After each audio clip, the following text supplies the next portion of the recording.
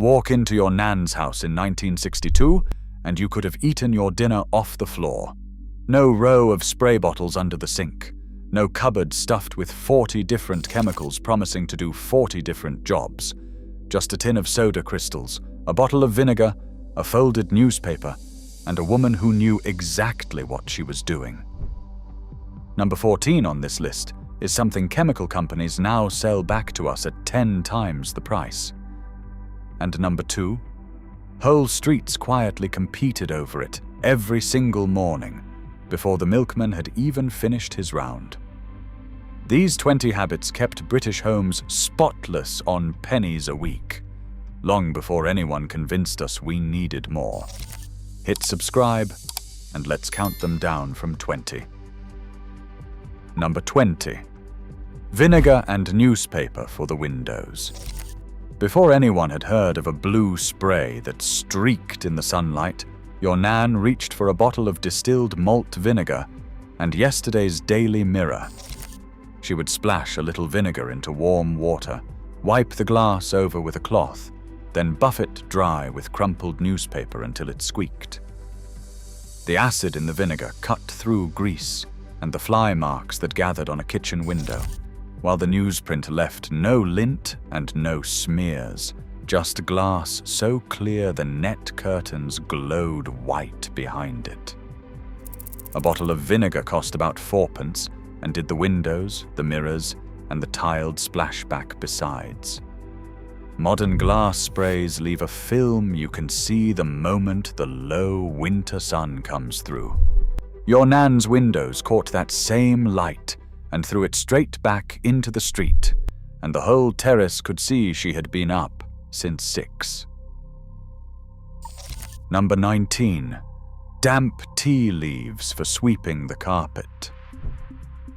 Before the upright hoover sat in every hall cupboard, the front room carpet was swept by hand with a stiff brush, and the trick that kept it from turning into a dust storm was a handful of used tea leaves. Your Nan saved the leaves from the pot, squeezed them barely damp, and scattered them across the carpet before she swept. The moisture caught the dust and held it down, and the leaves rolled the dirt up ahead of the brush instead of letting it billow into the air and settle straight back down again. The carpet came up fresher, the room smelled faintly of tea, and not a speck rose to dull the mantelpiece she had just dusted. Tea was already in the house, and the leaves were going to be thrown away regardless, so the cleaning cost nothing at all. It is the sort of thrifty cleverness that only made sense in a house where nothing, not even the dregs of the brown teapot, was wasted. Number 18. Soda crystals for absolutely everything. That box of washing soda on the shelf above the sink was the hardest working thing in the house. A scoop of soda crystals dissolved in hot water cut through grease on the cooker, lifted burnt-on dinner from the bottom of a pan, cleared a slow-draining sink, softened the water for the Monday wash, and brought the doorstep tiles up clean. Your Nan knew that a sink full of hot soda water would shift baked grease that scrubbing alone never touched, because the alkaline crystals broke the fat down rather than just pushing it around. A bag cost a few pence and lasted weeks, doing the work that a whole shelf of separate sprays claims to do today. Too strong a solution would dry the hands raw, so she kept the gloves on, or more often did not bother, and paid for it in chapped knuckles by Friday. We have forgotten that one cheap box of crystals replaces the oven cleaner, the drain unblocker, and the degreaser all at once. Number 17. Salt straight onto a fresh spill. The moment red wine hit the good tablecloth at Christmas, there was no panic and no ruined linen, because your Nan tipped salt onto it before the stain had a chance to set. A thick layer of ordinary table salt drew the liquid up out of the weave like a sponge, turning pink as it worked, and when it was brushed away, the cloth came up barely marked, ready for a wash to finish the job. The same trick lifted grease spots, soaked up a dropped egg before it could spread, and even put out a small, fat fire in the pan when nothing else was to hand. A drum of saxa cost coppers and sat within arm's reach of every accident in the kitchen. There was a calm to it, a refusal to be flustered by a spill, because she already knew the answer, and the answer was already on the table. Number 16. Blackleading the kitchen range. Here is where the real graft started. That great cast iron range, the heart of the house, was not just wiped over.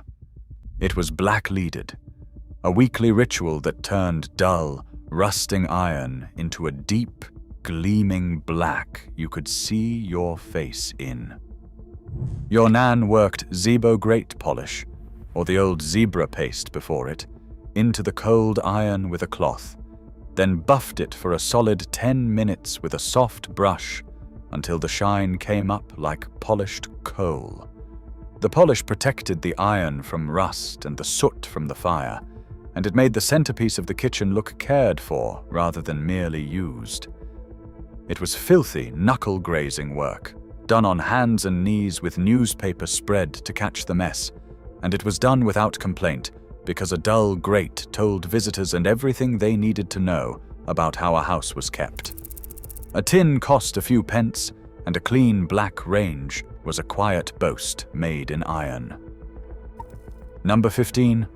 Cardinal red for the tiles and the step. That tin of Cardinal polish, deep red and faintly waxy, gave the quarry tiles in the hall and the front step a color and a sheen that nothing today comes near. Your Nan rubbed the red paste over the cleaned tiles, let it haze, then buffed it hard with a cloth until the floor glowed a warm, even crimson that hid wear and threw back the light from the front door. The wax sealed the porous tiles against muck and damp, so a quick mop kept them clean between polishings, and the color never faded patchy the way bare tiles did. A tin lasted months and cost about sixpence. Walk down any terraced street, and you could tell the proud houses by the band of glowing red at every threshold, each one buffed by hand on a Friday, each one a small flag of respectability planted on the pavement. Number 14. Lemon and salt for the brass and copper. Long before there was a different specialist cleaner for every metal in the house, your Nan brought the brass letterbox, the copper kettle and the fire irons up to a mirror. Shine with half a lemon dipped in salt. The acid in the lemon dissolved the tarnish, while the salt gave just enough grit to scour it away, and she rubbed it over the dull metal, rinsed it, and buffed it dry until it blazed gold in the firelight. It cost the price of a lemon, and worked on the kettle she would boil water in 5 minutes later, with nothing harsh left behind. And here is the part that ought to make you laugh. That same lemon and salt mixture is now bottled, branded as a natural metal cleaner, and sold back to us at a small fortune, dressed up as a clever modern discovery. Your Nan was scrubbing the door knocker with it for a penny, and she never thought it was clever at all. She thought it was just Tuesday. Number 13. Bicarbonate of soda to kill any smell. When the larder got a bit close in summer, or the mattress needed freshening, or the drains turned sour, your Nan reached for the same little tub of bicarb she used for her scones. A saucer of it left in the pantry soaked up odors from the air. Sprinkled over a mattress or a carpet and left for an hour before brushing away, it lifted the stale, musty smell that built up in a house with the windows shut against the cold. Tipped down the sink and chased with hot water, it took the sourness out of the drain. The bicarb did not perfume over a smell the way an aerosol does. It actually absorbed and neutralized it, so the freshness was real and not a flowery mask laid over the top. A tub cost pennies, and did the baking besides. We spend a small fortune now on plug-in fresheners that only ever cover the problem your Nan simply made disappear. Number 12. Beeswax and lavender for the furniture. The good furniture, the sideboard and the dining table that came out for visitors, was not sprayed and wiped in 10 seconds. It was fed. Your Nan worked a soft beeswax polish, often mansion or a lavender-scented tin, into the wood with a duster, let it sink in, then buffed it along the grain until a deep, soft glow rose up out of the timber. The wax nourished the wood and built up over years into a patina that protected it and made it look richer with age, not older. The whole front room smelled of warm wax and lavender for the rest of the day, a smell that meant the house had been done properly. A tin lasted a year. The aerosol furniture sprays that replaced it leave a slippery film and a chemical shine that sits on top of the wood and does nothing to feed it, which is why Nan's sideboard outlived 3 of the cheap ones we have bought since. Number 11. Reckitt's Blue for whiter whites. Here is where the housewives of the street really went to war. White sheets and white shirts went grey and yellow with washing, and the secret weapon against it was a little muslin bag of Reckitt's Blue, the Dolly Blue, swirled through the final rinse. Now this is the clever bit that nobody quite understood at the time. The blue did not bleach anything. It tinted the whites the faintest shade of blue. And because blue and yellow cancel each other out to the eye, the slight yellowing of old cotton simply vanished, and the sheets read as a dazzling optical white. Your Nan dipped the bag once or twice into the rinse water, never too long, or the wash came out streaked sky blue and hung the sheets out to crack in the wind. A box of Dolly Blue cost a few pence. Every modern washing powder still does exactly this with chemical optical brighteners, sold as a breakthrough, when a Yorkshire chemist had bagged the same trick up for pennies before the war. Number 10. Beating the rugs on the washing line. The front room rug did not get vacuumed because for years there was nothing to vacuum it with.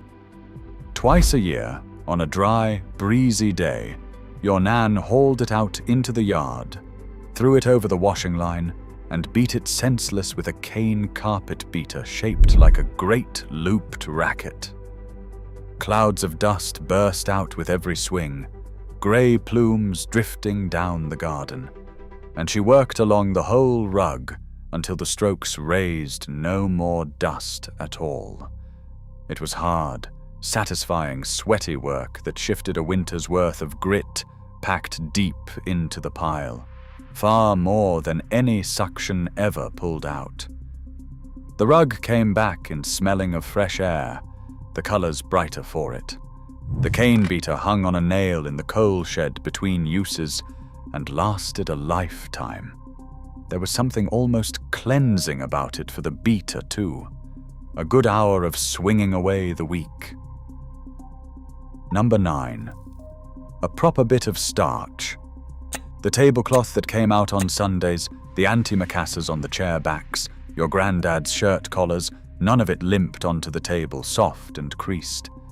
It was starched, stiff and crisp with a little robin starch mixed into the rinse.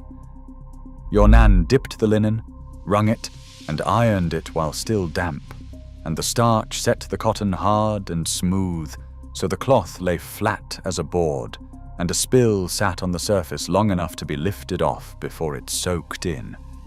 A starched collar held its shape all day, and a starched cloth shrugged off the worst of the gravy. It cost coppers a box, and turned ordinary cotton into something that looked pressed by a laundry. We iron straight from the basket now, and wonder why nothing ever looks quite as sharp as it did in the old photographs, where every collar stands to attention. Number 8. Carbolic and the weekly scrub. There was one bar of soap that did the heavy lifting in your Nan's house, and it was not gentle. A great red block of Carbolic, the life buoy or a slab of sunlight, sat by the sink with its sharp, medicinal smell, and it scrubbed the kitchen table, the draining board, the doorstep, the children's knees, and the floor besides. The carbolic acid in it was a genuine disinfectant, killing the germs on every surface food was prepared on in a house with no fridge and no bleach as we know it. Your Nan scrubbed the wooden table white with it, grain by grain, until the deal came up pale and clean and faintly antiseptic. A bar cost a penny or two and lasted for ages. That smell, sharp and clean and a little harsh, was the smell of a house that had been scrubbed rather than merely tidied, and to a child it meant Sunday and a bath, whether you wanted one or not. Number 7. Net curtains kept dazzling white. The nets in the front window were the face the house showed to the street, and your Nan would no more let them go grey than walk out in her slippers. Every few weeks they came down, soaked in a bath of warm water with soda crystals and a swirl of the Dolly blue, then washed gently and hung straight back up, still slightly damp so they dried without a crease. White nets meant a respectable house. Grey, smoke-yellowed nets told the whole street that standards had slipped behind that window. The bright, clean nets also did their real job, letting the light flood in while keeping the neighbours' eyes out, the perfect British compromise between sociability and privacy. It cost almost nothing and a few hours' work, and a row of gleaming white nets down a terrace was the quiet sign that every woman on the street was holding the line. Number 6. The Brasso ritual. Once a week, out came the tin of Brasso and an old rag, and every bit of brass in the house got its turn. The letterbox, the door knocker, the horse brasses by the fire irons in the companion set, the little ornaments on the mantel. Your Nan smeared the milky polish on, let it dry to a haze, then rubbed it off with a clean cloth until the metal blazed. The polish stripped the dull tarnish and left a barely there protective film that slowed the next lot from forming. It was a steady, almost meditative half hour, often done by the fire with the wireless on, and the smell of Brasso is still enough to send anyone of a certain age straight back to a Sunday afternoon. A tin cost about $1 and lasted the year.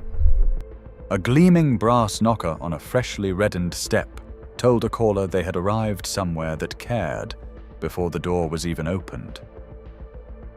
Number 5. Newspaper, the most useful thing in the house. Here is the one that did everything. Yesterday's paper never went straight in the bin, because in your Nan's hands it was a cleaning tool, a lining, a fire lighter, and a wrapper all at once. Crumpled, it buffed the windows streak-free. Spread on the floor, it caught the mess from blackleading the grate or peeling the spuds. Layered in the bottom of a drawer or the kitchen cupboard, it kept the shelves clean and could be lifted out and replaced in a second. Rolled into tight twists, it lit the morning fire. Damped down, it was even swept across the floorboards to gather dust. There was a whole second life waiting in every paper once it had been read, and it cost nothing because it was already paid for. We buy lining paper, fire lighters, kitchen roll, and glass cloths as 4 separate things. Your Nan got the lot out of the Radio Times. Number 4. The Monday wash. Monday was wash day, and it was an event, not a chore you slipped in between other things. Before the twin tub, before the automatic, your Nan filled the Dolly tub with hot water, dropped in the whites and the soda, and pummeled them with the posser, that copper cone on a stick, working it up and down until her arms ached. Then everything went through the mangle. 2 wooden rollers turned by a great iron handle that squeezed the water out before the wash went on the line. the whole kitchen filled with steam and the smell of hot soap, and by mid-morning the yard was a maze of sheets snapping in the wind. It was a full day's hard labor for a week's washing, but it came out genuinely clean, properly rinsed and wind-dried fresh in a way a tumble dryer never quite manages. The mangle lived in the scullery for decades and outlasted everything, because there was simply nothing on it to break. Number 3. Airing the house every single morning. The first thing your Nan did each morning, even in the depths of January, was throw the windows open. Up went the bedroom sashes, back went the bedclothes off the beds to air, and a cold, clean draught blew right through the house, carrying out the stale night air, the damp breath of a sleeping family, and the lingering smell of last night's tea. The beds were left stripped back to breathe for an hour before they were made, so the sheets stayed fresh and the mattress never went musty. It cost nothing but a few minutes and a bit of nerve against the cold. A house that was aired every day never developed that shut-up, fusty smell, and damp never got a foothold. We seal ourselves in now behind double glazing and trickle vents and pay for dehumidifiers to do badly what an open window did for free, while Nan's house, cold as it sometimes was, always smelled of fresh air and clean linen. Number 2, spring cleaning. The great turning out. Once a year, usually as the days lengthened, the whole house was turned upside down in a campaign that lasted a week. This was the spring clean, and it was thorough beyond anything we attempt now. Every curtain came down and was washed.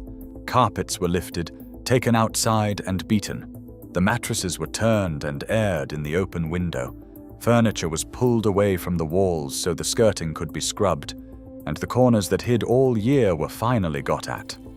Walls were wiped, light fittings dusted, the chimney swept, drawers emptied and relined with fresh paper. Your Nan worked through the house room by room until every surface, seen and unseen, had been cleaned. It came from the days of coal fires and gas lamps, when a winter left a layer of soot over everything that had to be driven out before summer.